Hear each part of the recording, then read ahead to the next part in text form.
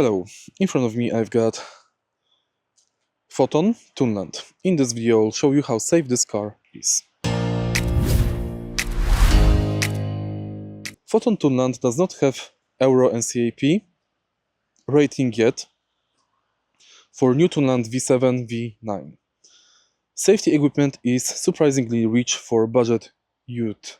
6 airbags, front side curtain, ABS, EBD, ESC, trailer stability assist, and ADAS, forward collision warning, AEB, blind spot monitoring, lane departure warning, lane keep assist, traffic sign recognition, rear cross traffic alert, door open warning, and driver monitoring system.